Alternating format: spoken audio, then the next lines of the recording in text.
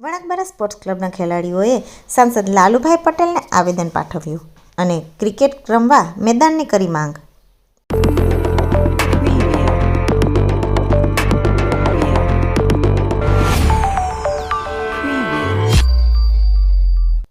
કેન્દ્રશાસિત પ્રદેશ દીવ ખાતે અનેક ક્રિકેટ ખેલાડીઓ આવેલા છે જે ક્રિકેટમાં માહિર પણ છે અને ગુજરાત રાજ્ય સહિત અનેક જગ્યાએ રમી ચૂક્યા છે.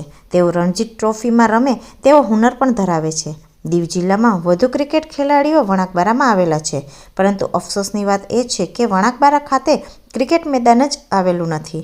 તેઓ દીવ પદ્મભૂષણ કોમ્પ્લેક્સ તથા વણાકબારા બસ સ્ટેન્ડમાં ક્રિકેટ પ્રેક્ટિસ કરતા હતા, પરંતુ હાલ ત્યાં વિકાસીય કામ ચાલુ હોવાથી તેઓએ વણાકબારા ખાતે ક્રિકેટ ગ્રાઉન્ડની વ્યવસ્થા કરી આપવા વણાકબારા સ્પોર્ટ્સ ક્લબના સદસ્યો દ્વારા સાંસદ લાલુભાઈ પટેલને આવેદન આપી ક્રિકેટ મેદાનની માંગ કરી છે અને જગ્યાનું સૂચન પણ કર્યું છે.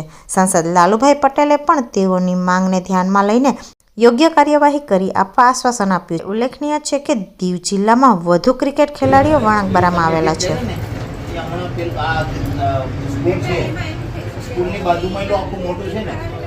રેડી કરવા માટે કરીને એના માટે અમને અરે આવતે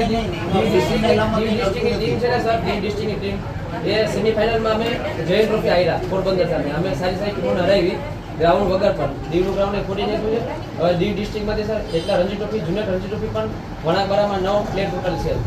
વણાકબારામાં આખી દીવ ડિસ્ટ્રિક્ટમાં એ સૌરાષ્ટ્ર ક્રિકેટ એસોસિએશનની સાથે એફિલિએશન છે.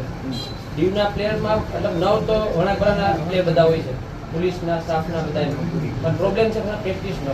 નાના બાળકો છે પ્રેક્ટિસ માટે અહીંયા દીવ સવારે સ્કૂલમાં જાય તો 2:30-3 વાગે અહીંયા બસમાંથી આવે, પછી પાછા રિટર્ન પ્રેક્ટિસ માટે જાય ક્યાં? દીવ બસની પણ પ્રોબ્લેમ થાય, ત્યાંથી 7 વાગે બસ નહીં મળે પાછી, એમ પ્રોબ્લેમ વધારે. પણ આ તમારો જે પ્રોબ્લેમ છે ને સોલ્વ થઈ ગયો, આદેશ કલેક્ટર કરી દીધો છે. તમે જે અહીંયા સ્કૂલની બાજુમાં કેસીસ છે ને એક કામ શરૂ કરાવી 4 બસ પાડી